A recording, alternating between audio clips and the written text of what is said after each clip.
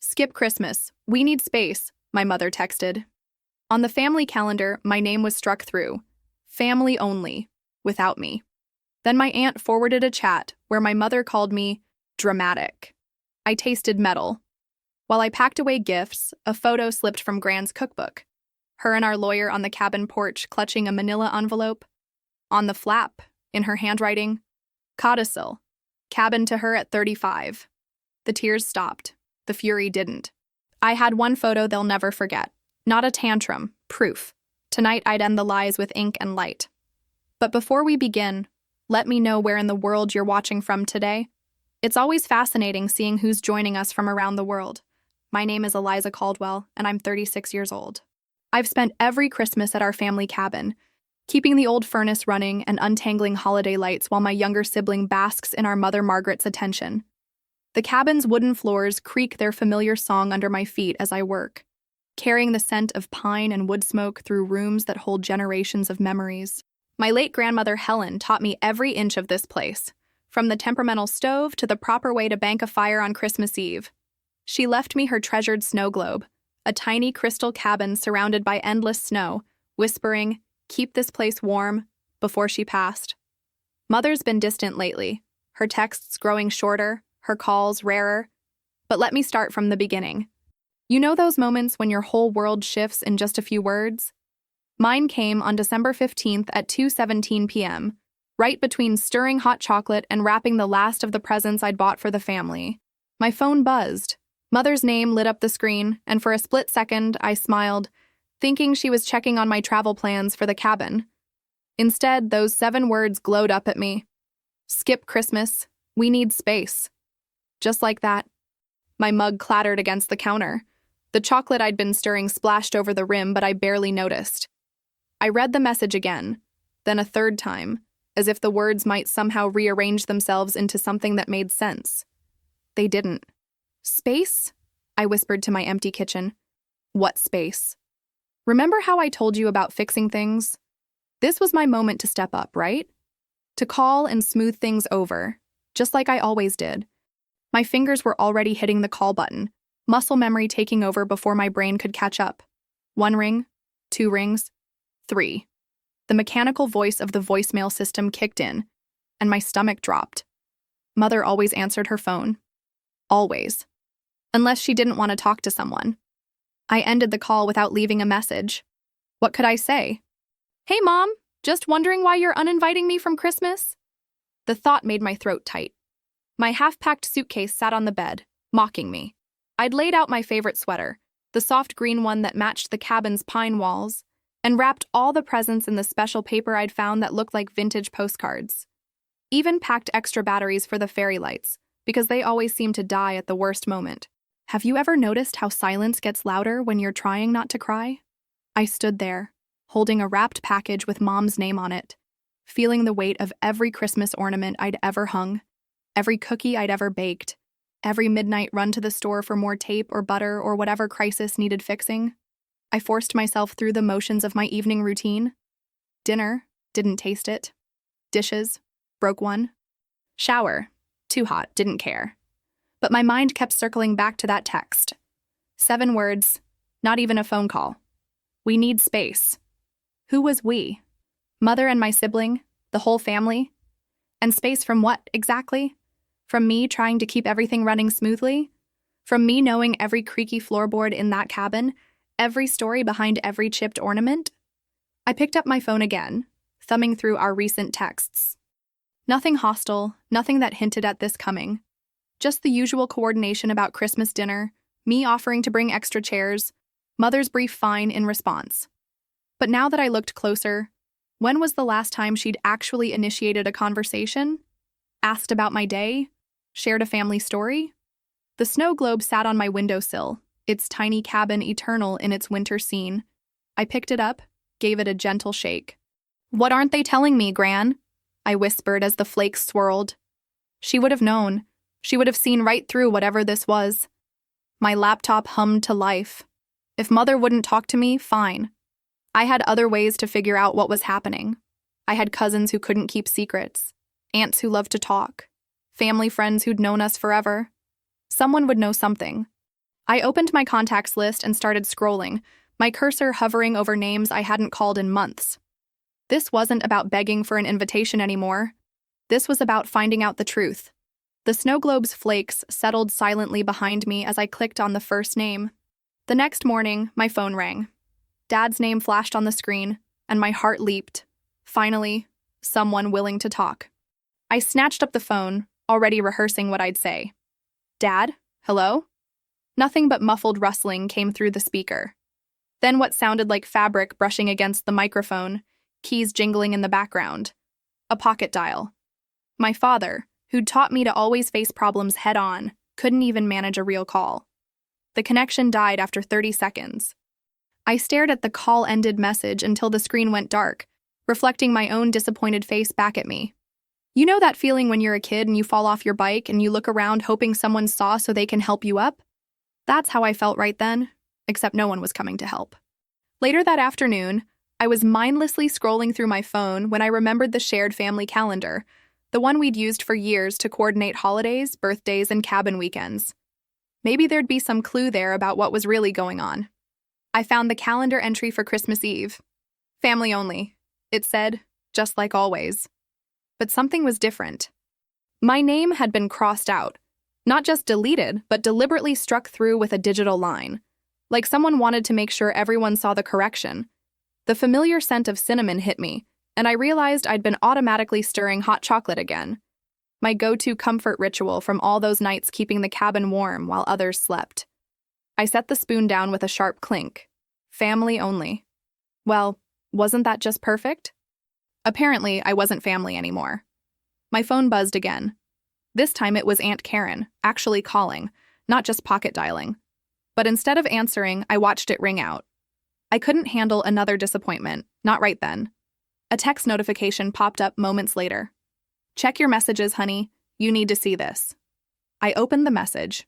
It was a screenshot of a group chat I wasn't part of. There was Mother's name at the top, and below it, words that made my stomach turn. "Eliza's being dramatic as usual. She needs space from attention right now. Please don't encourage it." I read it 3 times, each word hitting harder than the last. The mug of chocolate had gone cold beside me, forgotten. Mother wasn't just pushing me away. She was actively turning people against me, creating her own narrative where I was the problem, the attention seeker, the drama queen. "You okay?" Karen texted again. "I thought you should know." Was I okay? I'd spent years being the fixer, the reliable one, the person who made sure everyone else's holidays were perfect. Now Mother was painting me as some kind of emotional vampire who needed to be managed. My fingers hovered over the phone, tempted to blast back a response in the group chat, to defend myself. But that would just prove her point about being dramatic, wouldn't it? That's how these games worked. React and you prove them right. Stay quiet, and the lies become truth. I closed my laptop with a snap that felt final. The urge to smooth things over, to find the right words that would fix everything. It was burning away like old paper. In its place, something harder was forming. Something that wasn't interested in making peace anymore. Opening my contacts list again, I started counting how many people might have seen Mother's message. How many family friends, distant relatives, and neighbors now had this twisted version of me in their heads? How many invitations would quietly disappear? How many sympathetic looks would I get at the grocery store? The snow had started falling outside, thick flakes that would normally have me planning my drive to the cabin. Instead, I sat in my cooling kitchen, watching the darkness gather and wondering how many other lies were out there, spreading like frost across my family's windows. Karen texted once more. "Don't let her get to you. Truth always comes out." I stared at those words for a long time. Truth. Yes. That's what I needed now. Not reconciliation, not understanding, but cold, hard truth. I spent the next hour methodically undecorating my life. Down came the string of cards I'd hung by the window. Into boxes went the carefully wrapped presents. A handmade scarf for Mom, Dad's favorite fishing lures, specialty cocoa mix for the cousins. Each item felt heavier than it should, weighted with all the thought I'd put into choosing it. You know that hollow feeling when you're packing away Christmas decorations in January? This was worse. At least then you've had the celebration first. I reached for the top shelf where I kept my grandmother's cookbook, thinking I might as well reorganize everything while I was at it. The spine was worn soft as butter from years of use, its pages marked with her neat handwriting and scattered cooking stains. Just holding it brought back the scent of her kitchen, cinnamon and coffee and something uniquely her, like sunshine on clean sheets. As I lifted it down, something slipped from between the pages and drifted to the counter. A photograph, one I didn't remember seeing before. The paper felt delicate, time softened, and the colors had that slightly faded quality of pictures from the early 2000s. My breath caught. There was my grandmother standing proud on the cabin's front porch, her silver hair catching the summer light. Next to her stood Mr. Harrison, our family's lawyer, the one who'd handled all our legal matters until he passed away 2 years ago. They were both smiling like they shared the best secret in the world, holding between them a large manila envelope as if it were made of gold. I turned the photo over. The date stamp made my heart skip. July 15th, the summer after I turned 18. I remembered that summer so clearly, the way the screen door would slam in the afternoon heat, the buzz of cicadas in the pine trees, my grandmother's laugh carrying across the porch as she told stories about the cabin's history. But I had no memory of this moment, this photograph, or that envelope. My fingers traced the edge of the photo, and suddenly every detail seemed significant. The way they were positioned, centered on the porch steps. The formal way they held the envelope, like it was being presented for documentation. The fact that someone else must have taken the picture. This wasn't a casual snapshot. I carried the photo to my desk lamp, tilting it to catch better light. Yes, there was something written on the envelope, but the image was too fuzzy to make out the words. Still, the mere existence of this photo felt like a key turning in a lock I hadn't known was there. Why would my grandmother and our lawyer stage a formal photo with an envelope? Why was it taken that specific summer? And most importantly, where was that envelope now? The timing nagged at me. 18 is a significant age legally. That summer marked my transition to adulthood, though I hadn't thought much about it then. I was too busy learning the cabin's quirks from my grandmother, how to bank the fire overnight, which windows to open for the best cross breeze, the exact spot where the front door stuck in humid weather. I sat back, the photo propped against my desk lamp. The room felt different somehow, charged with possibility. That envelope in the picture might hold answers to questions I hadn't even known to ask. If I could find it, if it still existed, it might explain why Mother was so desperate to keep me away this Christmas. The memory of my grandmother's voice floated back, clear as yesterday. "Keep this place warm, Eliza." She'd said it so many times, always with that same knowing look in her eyes. I'd thought she meant the physical cabin, but what if she'd meant something more? I slipped the photo into my planner where I'd see it first thing tomorrow. Whatever that envelope contained, I needed to find it. The careful staging of the photo, the formal presence of our lawyer, the significant date, none of it felt accidental. My grandmother had never done anything without purpose, especially when it came to the cabin. Running my finger along the cookbook's worn spine, I wondered how many other secrets might be hidden in its pages. More importantly, I wondered who else knew about this photo, and what they might do to keep me from finding that envelope. That night, I couldn't sleep. The photo kept pulling me back like a magnet. I propped it under my desk lamp, adjusting the angle until the harsh light hit it just right. Something about the envelope caught my eye. A small dark mark on the flap that I hadn't noticed before. I grabbed my reading glasses and leaned in close, squinting. My heart nearly stopped. There, in my grandmother's neat handwriting, were the words, "Codicil, cabin to her at 35. My hands started shaking. A codicil, that's a change to a will. And her at 35. I was 36 now. The timing couldn't be coincidence. "Oh, Gran," I whispered, touching the edge of the photo. The familiar ache of missing her mixed with a new, urgent energy. Had she planned this all along? Was this why Mom was so determined to keep me away? You know those moments when your whole world shifts? When something you thought you understood suddenly reveals a completely different shape? This was one of those. I launched into action, pulling open desk drawers with enough force to rattle the pens inside. Nothing. I moved to the kitchen, yanking out every recipe box, every folder, every stack of papers I'd inherited when Gran passed. The scent of old paper and cinnamon filled the air as I searched, reminding me of afternoons spent baking with her. But no envelope appeared. My dining room table disappeared under piles of documents. Tax forms from 2012. Holiday cards from 2009. An old grocery list in Gran's handwriting that made my throat tight. but nothing that looked like that manila envelope. I grabbed my phone and Googled Harrison and Associates Law Office. The website was still up, but when I dialed the number, a recorded message informed me that Mr. Harrison had passed away 2 years ago. The firm had closed. My legs went weak. I sank into my desk chair, staring at the photo that now felt more like a taunt than a clue. If that envelope contained what I thought it did, if Gran had really meant for me to inherit the cabin, then Mom's sudden "we need space" made terrible sense. But without the actual document. The photo lay on my desk, Gran's confident smile now seeming sad somehow. 2 years. Mr. Harrison had been gone for 2 years, and in all that time, no one had mentioned any changes to Gran's will, which meant either the codicil never made it to the court, or someone made sure it disappeared.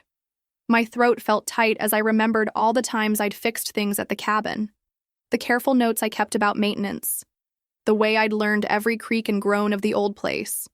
Had Gran been preparing me all along? Teaching me not just how to care for the cabin, but preparing me to own it? A memory surfaced. Last Christmas, Mom going through Gran's old desk to organize papers. She'd been alone up there for hours. At the time, I'd been grateful she was finally taking care of the paperwork we'd all been avoiding since Gran passed. Now I wondered what else she might have been doing. I picked up my phone again, scrolling through contacts until I found Nia's name. If anyone would know how to track down a missing legal document, it would be her. She had connections everywhere from her photography work, and more importantly, she never let go of a lead once she caught it. My finger hovered over her number. It was late, nearly midnight. But this was Nia, who'd once driven 40 miles at 2 a.m. to help me rescue a stray cat. Nia, who believed in justice the way some people believed in gravity. The memory of Mom's dismissive text flashed through my mind. Skip Christmas. We need space. Well, if she wanted space, she was about to get it. The legal kind. I pressed dial. Nia picked up on the first ring. This better be good, she said, but I could hear the smile in her voice. I'm editing wedding photos and everyone's teeth are yellow. Remember when you said some people deserve what's coming to them? My voice shook slightly. I think I found something big. I'm listening. The sound of her computer keyboard stopped. Mom disinvited me from Christmas by text. The words still stung to say out loud. But I just found this old photo of Gran with Mr. Harrison. You know, our family lawyer. They're holding this envelope and there's writing on it about a codicil for the cabin. To me, at 35. Holy shit. Nia's chair squeaked as she sat up straighter. Send me the photo. Now. I snapped a quick picture of the photograph and texted it to her. While I waited, I traced Gran's smile with my fingertip, remembering how she used to wink at me whenever she caught me studying the cabin's repair manual. Got it, Nia said. The resolution's decent enough, and you're sure that's what the writing says? Positive. But the actual envelope is gone. I've torn apart every drawer, every file, nothing. And Harrison's dead, Nia finished, her tone flat. 2 years ago, right? I shot his daughter's wedding. A pause. Wait, Helen, his widow. She's still around. That woman kept everything. My heart skipped. Everything? She used to joke that her husband never met a document he didn't duplicate. Said it drove her crazy, all those copies taking up space. But she never threw them out even after he passed. Nia's voice took on that focused edge I knew well, the one that meant she was already 3 steps ahead. Paper beats spin, Eliza. Always has. The kernel of hope in my chest grew stronger. You think she might have a copy? Only one way to find out. You have her contact info? I was already pulling up the town's online directory. Helen Granger still lived in the same house on Maple Street according to the listing. Found her. But it's almost midnight. I can't just... Message her now, Nia cut in. Trust me, that generation checks their phones more than we do. They're all insomniacs watching British murder mysteries. I laughed despite myself and started typing. Dear Mrs. Granger, I apologize for the late hour, but I'm hoping you might be able to help me. I'm Eliza Caldwell, Margaret Caldwell's granddaughter. I've found evidence of a codicil to my grandmother's will that Mr. Harrison handled, and I'm wondering if you might have a copy in his records. Good, Nia said as I read it aloud. Professional but urgent. Send it. I hit send and tried not to stare at my phone. Now we wait, I guess. Now we plan, Nia corrected. Because if she has that document, we need to be ready to move fast. What's your mom's play here? I rubbed my temples. If there really is a codicil that leaves me the cabin, she must be hoping to keep me away until after New Year's. Once the holiday's over, she could claim she never knew about it, file her own paperwork as Gran's daughter. My phone chimed. My hand shook as I opened the message. "What does it say?" Nia demanded. "Dear Eliza," I read aloud. "Yes, I have George's duplicate files, including what I believe you're looking for. But there's something you should know. The county recorder's office closes at 3 p.m. on Christmas Eve and won't reopen until January 2nd. Any filings must be done in person before then. I'm happy to help, but please understand the urgency. Best regards, Helen." The air seemed to thicken in my lungs. Christmas Eve. That was less than 48 hours away. My phone buzzed again, this time with a weather alert. Winter storm warning, starting tomorrow night. Heavy snow expected. "Nia," I started, but she was already ahead of me. "I'm coming over," she said. "Make coffee. We're not losing this one." I heard her grabbing her keys through the phone. "You don't have to." "Like hell I don't. Your mom thinks she can text you out of existence?" We're about to remind her that paper leaves marks. Permanent ones. After we hung up, I stood at my kitchen window, watching snow begin to drift down. Each flake caught the streetlight like a tiny warning. The storm was coming, in more ways than one. But for the first time since Mom's text, I felt steady. Ready. The coffee maker gurgled to life behind me, and I pulled 2 mugs from the cabinet, the big ones. Something told me we'd need them. I woke at 3 a.m. to the soft thump of heavy snow sliding off tree branches. The streetlight outside my window cast an eerie glow through the curtains, turning everything a ghostly white. My phone screen lit up with another weather alert. Travel advisory, severe winter storm warning. You know that hollow feeling when doubt creeps in at the worst possible hour? That's what settled into my stomach as I watched the snow transform my familiar neighborhood into something alien and forbidding. The flakes weren't the light, dancing kind that made you think of Christmas carols. These were thick and relentless, already coating my car in what looked like 6 inches of fresh powder. I shuffled to the kitchen, more out of habit than hunger. The old cookie jar on my counter caught my eye, the one Gran had given me years ago. She'd filled it with ginger snaps every Christmas Eve, saying the spice would put fire in our bones for the cold nights ahead. The memory hit me like a physical ache. What would she think of all this? Of me fighting through a storm to claim what might be mine? Maybe Mom was right. Maybe I was being dramatic, pushing too hard, risking too much. My phone buzzed with a road closure alert. I clicked through to the traffic map, red lines everywhere, like angry scratches across the screen. The rational part of my brain started listing all the ways this could go wrong. Sliding off the road, getting stuck in a ditch, missing the deadline anyway, and having nothing to show for it but a totaled car. The wind picked up, rattling my windows. Each gust seemed to whisper what I'd been trying not to think. Let it go.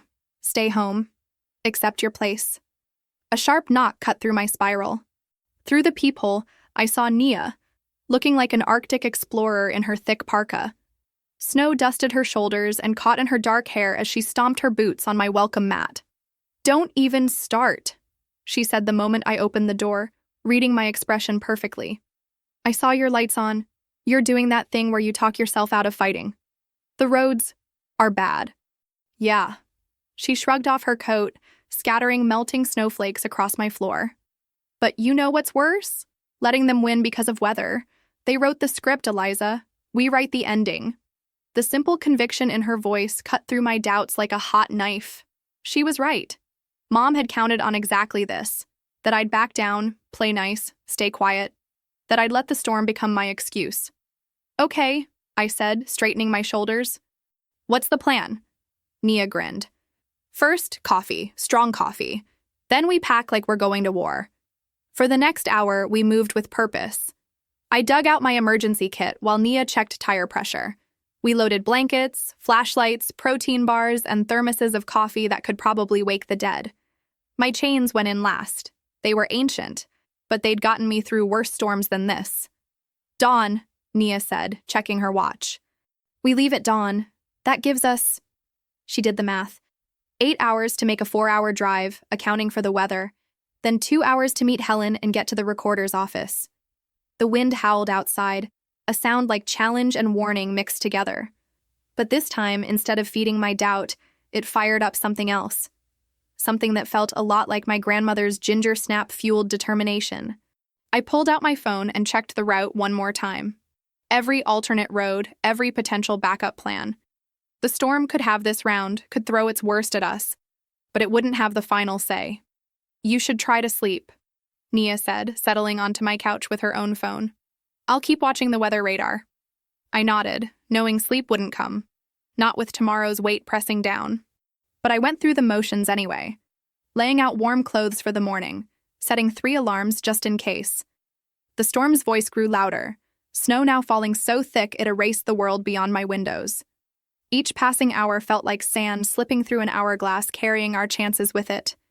But Nia's words echoed louder than the wind. They wrote the script. We write the ending. Dawn couldn't come soon enough. First light crept over the horizon like a hesitant whisper, painting the snow-laden clouds in shades of steel. I stood at my front window, thermal coffee mug burning hot against my palms, watching Nia load the last of our emergency gear into her SUV. The vehicle's headlights carved twin tunnels through the falling snow. You know that moment when you're about to do something either really brave or really stupid and you can't tell which? Yeah, that was us. "Ready?" Nia called, her breath clouding in the pre-dawn air. I grabbed my bag and locked up, each step through the fresh powder bringing back memories of trudging to the cabin's woodpile on winter mornings. The familiar crunch of snow under my boots steadied my nerves. The SUV's interior was already warm, maps spread across the dashboard and both our phones mounted with navigation apps running. Nia took the wheel first. She'd grown up in Minnesota and treated winter driving like an Olympic sport she'd medaled in. "Belt in," she said, checking her mirrors. "This is going to be interesting." The highways were half-buried monsters, their lane markers lost under drifts that the plows hadn't touched yet.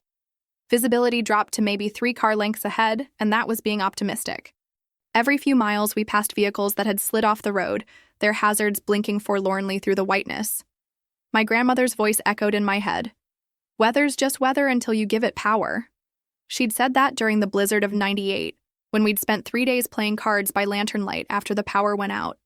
The first 2 hours crawled by. We switched drivers at a truck stop, where the coffee tasted like tar and the local news droned about more closures. I took over, knuckles white on the wheel, while Nia kept checking radar updates on her phone. "Another exit closed," she reported, frowning at her screen. "But there's a backup route if we need it." I nodded, too focused on the road to respond. The weight of what we were doing, racing the storm, racing the clock, racing my mother's plans, pressed down like physical pressure. 4 hours in, we finally saw signs for Helen Granger's town. The snow had eased slightly, as if giving us permission for these last few miles. We pulled up to a tidy brick home with wreaths in every window, their red ribbons bright against the white landscape. "This is it," I said, double-checking the address. My legs felt shaky as I climbed out, the cold biting at my cheeks. Helen answered on the first knock. She was exactly as I remembered from my grandmother's funeral, petite, elegant, with carefully styled white hair and a wool cardigan that looked soft as clouds. Her hands trembled slightly as she ushered us inside. "I've had tea waiting," she said, leading us to a kitchen that smelled of Earl Grey and cinnamon. "Though I wasn't sure you'd make it through the weather." "Had to try," I replied, unwinding my scarf. The warmth of her house made my face tingle. Helen nodded, understanding in her pale blue eyes. "George, my husband. He always said your grandmother was the most particular about her paperwork. Insisted on duplicates of everything." She disappeared into another room, returning with a manila envelope that bore official seals. My heart kicked against my ribs as she laid it on the table. The envelope looked exactly like the one from the photograph, down to the careful way the metal clasp was bent. "Here," Helen said softly, sliding it toward me. The notarized duplicate of the codicil. George filed it himself that summer. My fingers shook as I opened it. The paper inside felt heavy, important. My grandmother's signature flowed across the bottom, bold and clear as the day she'd written it. The legal language was dense, but the key points stood out like neon. The cabin would pass to me at age 35, maintaining family legacy through the line she trusted most. That's when it hit me. The realization slammed into my chest like a physical blow. Mom hadn't needed space or family time without me. She needed time without witnesses, without anyone who might remember this document existed. The filing deadline wasn't just a deadline. It was her chance to register a different claim before I could stake mine. I looked up at Nia, who had read the understanding in my face. How long until the recorder's office closes? She checked her phone. 3 hours, if we leave now. I carefully returned the codicil to its envelope, holding it like the shield it was about to become. The tea sat untouched, still steaming on Helen's table. The truth hit like a physical blow, turning Helen's warm kitchen Arctic cold. Mom's text wasn't about needing space, it was about buying time. Time to file her own claim before I could surface the codicil. Time to make sure the cabin slipped through my fingers while I sat home, uninvited and unaware. We need to go, I said, my voice steadier than I felt. Right now. Nia was already pulling on her coat. Helen pressed a thermos of tea into my hands, her eyes bright with understanding. Your grandmother would be proud, she whispered. She always said you were the one who truly knew the cabin's heart. The drive into town felt like threading a needle in the dark. Snow had packed into dirty ridges along the road, and twice we fishtailed around corners that used to be familiar. My phone's GPS kept recalculating, each detour eating precious minutes we couldn't spare. 2:45, Nia called out, gripping the dashboard as we crept through another intersection. 15 minutes. Remember how I said some storms start with a single sentence? Well, sometimes they end with one too, if you can just get there in time to speak it. The county building's brick facade finally emerged through the swirling snow. 2:58. My hands shook as I grabbed the envelope, nearly stumbling on the icy steps. Inside, fluorescent lights hummed over empty hallways. A cleaning cart blocked the first corridor. Recorder's office? I asked the janitor, trying not to sound as desperate as I felt. He pointed left. End of hall, but they're about to... I was already running, boots squeaking on the linoleum. The office door stood open, a woman in a red sweater reaching for her coat. Wait, I called out. Please, I have documents to file. She glanced at the clock. 2:59. For one horrible second, I thought she might refuse. Then she smiled. Small, but real. Just made it. Let's see what you've got. My fingers trembled as I handed over the codicil. The stamp came down with a solid thunk that echoed in my bones. Official. Legal. Done. Copy for your records, she said, sliding the duplicate across the counter. Merry Christmas. I clutched the paper, letting out a breath I'd been holding for days. The weight of it felt like armor, like proof, like vindication all at once. Nia squeezed my arm. You did it. We did it, I corrected, tucking the copy safely away. After so much racing and fear, the victory felt almost too quiet. Simple, just ink on paper, making real what had been true all along. We were halfway to the parking lot when my phone buzzed, then buzzed again, and again. The first message was from my aunt. What have you done? The second was a screenshot, a Facebook post from my mother, time-stamped 3 minutes ago. My eyes caught phrases that stung like sleet. Taking advantage of an elderly widow, and Poitou, manipulating family documents, and Hautiu, attention-seeking behavior. The third message was from my boss. I stopped walking, snow settling on my shoulders. The victory that had felt so clean moments ago was already being painted over with lies. But this time, something in me had changed. The ice in my chest wasn't fear anymore. It was clarity. Nia took one look at my face and pulled out her own phone. Remember what I said about writing the ending? Well, we've got the receipt right here. She held up her camera. Time to show them what a real document looks like. I nodded, my fingers already steadying. Mom wanted to talk about manipulation? Fine.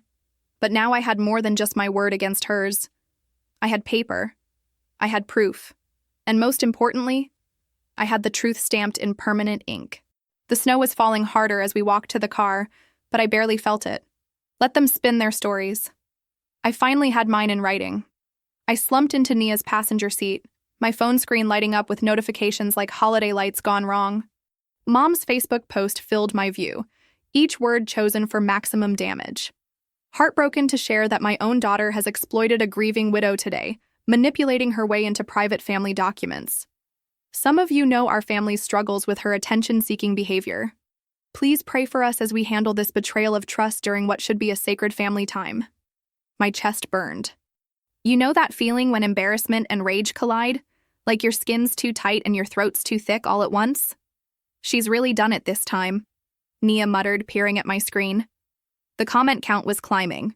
30, 40, 50 responses. Names I recognized started appearing. My old piano teacher, Dad's golf buddy, even my mother's charity board members. Most were variations of "so sorry" and prayers, but a few went deeper, sharing their own stories of difficult relatives during holidays. My boss's name flashed on the screen. I answered, trying to keep my voice steady. "Eliza," she said, that careful HR tone I'd heard her use with problem employees. "I've received some concerning messages about your activities today. Given your position handling client trust accounts, I need your explanation immediately." The irony might have been funny if it wasn't so terrifying. I'd spent years building my reputation as the reliable one, the trustworthy one, and Mom had just painted me as a con artist in under 50 words. "I have documentation," I said, gripping the codicil. "Legal notarized proof that—" "Email it to me," she cut in. "All of it. Tonight." The call ended. I pressed my forehead against the cold window, watching snow collect on the wipers. "I need to respond," I said. "Right now, before this gets worse." Nia turned up the defroster, buying time while she thought. "You've got two audiences," she said finally. "The public one that's watching this show and the family that's orchestrating it. Which matters more?" I pulled up the family group text. The last message was still that Christmas Eve schedule with my name crossed out. The cursor blinked, waiting for my reply. "Both," I admitted. "I need my job, and I need them to know they didn't win. Then timing is everything." Nia's photographer instincts kicked in. "What's happening right now at the cabin?" I checked the time, 5:15 p.m. "They're sitting down for Christmas Eve dinner. Mom always serves at 5 sharp. "Perfect." Nia's smile turned sharp. "When's the best time to show someone they're wrong?" "When they're surrounded by witnesses," I said slowly, getting it. "Exactly. And you've got something better than angry words or public drama." She pointed to my bag. "You've got receipts." I pulled out my phone again, this time with purpose. The recorder's office stamp stood out crisp and dark against the white paper. Next to it, I laid the original photo of my grandmother and the lawyer, the handwritten note clearly visible. "Codicil. Cabin to her at 35. "May I?" Nia asked, reaching for her camera. The flash caught the official seals perfectly. I composed the family text with hands that had stopped shaking. "Thought you should see what Grandma actually wanted. Merry Christmas." Then I attached both photos. "Send it," Nia urged. "Right when they're passing the potatoes." I hit send at 5:20 p.m., imagining phones buzzing around that table. The read receipts popped up immediately, 7 pairs of eyes seeing proof they couldn't deny. Mom's typing indicator appeared, disappeared, appeared again. Then nothing. My aunt's message came first. "Is this real?" Then my cousin. "Holy shit." Dad. "Margaret, we need to talk." I turned off notifications and leaned back, suddenly exhausted. The snow had eased to lazy spirals in the parking lot lights. "Now what?" "Now we wait," Nia said. "Let them stew in it. Truth doesn't need a megaphone, it just needs the right moment." She was right. I had the deed, the proof, and most importantly, the higher ground. Mom's Facebook drama could wait until tomorrow. Tonight, let them sit with the evidence of their own actions served up right next to the Christmas ham. Christmas morning dawned quiet and white. The storm had blown itself out overnight, leaving the world looking fresh-scrubbed and innocent. I sat at my kitchen counter, staring at Mom's Facebook post while my coffee went cold. The comments had tripled, over 150 people now, most of them clicking sad faces and offering prayers for my mother's difficult situation. You know that feeling when your whole body wants to scream, but your brain knows better? That was me, watching the lies spread like syrup across my reputation. "Don't engage," Nia had texted first thing. "Social media's a street fight. Nobody wins, everybody gets dirty." She was right. I'd learned enough from handling client crises at work to know that Facebook wars just create more collateral damage. Besides, my grandmother hadn't raised me to air family business where strangers could gawk at it. The high road felt lonely, but at least it had a better view. I pulled out the stack of evidence we'd collected, the recorded deed with its fresh stamp, the codicil note in my grandmother's precise handwriting, and that telling photo from the cookbook. Each piece told part of the story, but together they formed something undeniable. Something that would stop conversation mid-bite. Remember those old Polaroid cameras? How you had to arrange everything perfectly before you took the one shot that mattered? That's what this felt like. I cleared the counter and started laying out the documents, adjusting angles, making sure every crucial detail would be clear in a single image. The deed went in the center, its official seal catching the morning light. To the left, I positioned the codicil note where my grandmother's handwriting stood out sharp and certain, cabin to her at 35.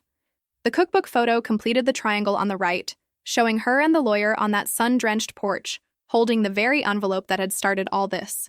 Evidence, I muttered, channeling my inner photographer, not emotion. I took 12 shots before I got one that felt right. Clean, clear, and impossible to misinterpret. The kind of image that makes people set down their forks and really look. The message took longer. I wrote and deleted at least 20 versions, each one feeling either too angry or too weak. Finally, I stripped it down to bones. Legal truth speaks louder than social media posts. Merry Christmas. Short, clean, just pointed enough.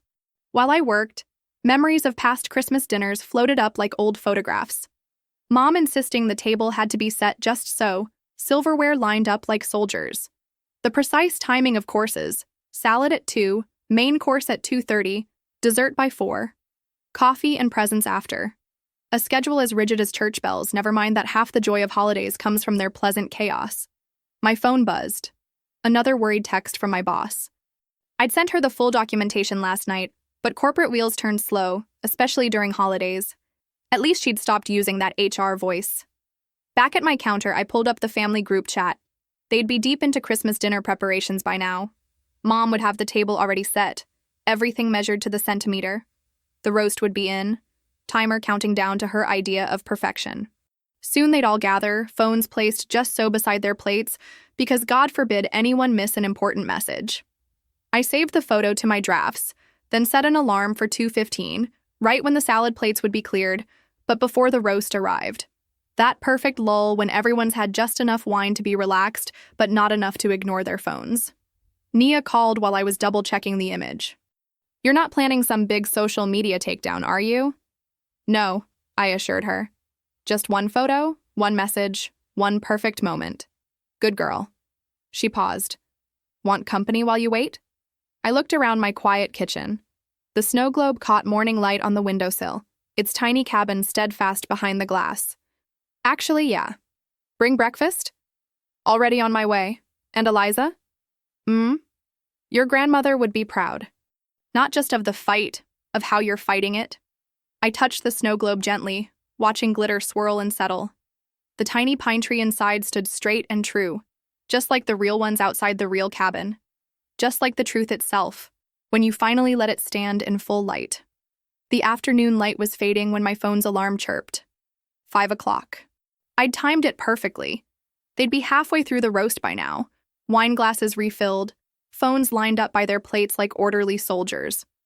My thumb hovered over the send button, and for just a second I felt that old pull to smooth things over, to keep the peace at any cost. But some peace comes at too high a price. I pressed send.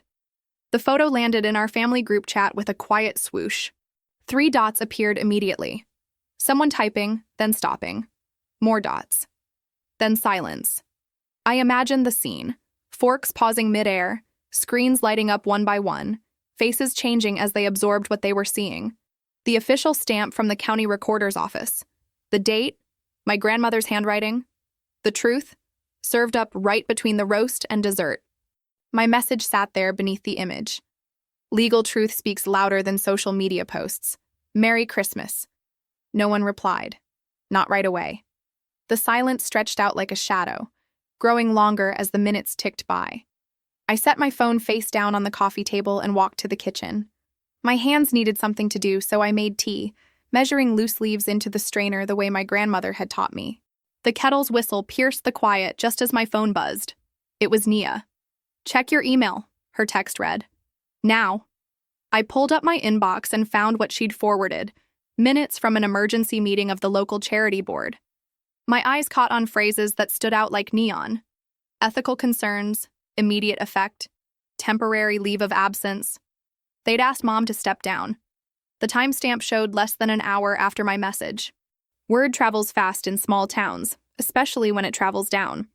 Another buzz, this time from my cousin Sarah. I almost didn't read it, but something made me open the message. Christmas at the cabin's canceled, she'd written. Your mom says she can't legally host it there anymore. The words hit me like cold water. Of course she couldn't host Christmas there, because the cabin was mine now.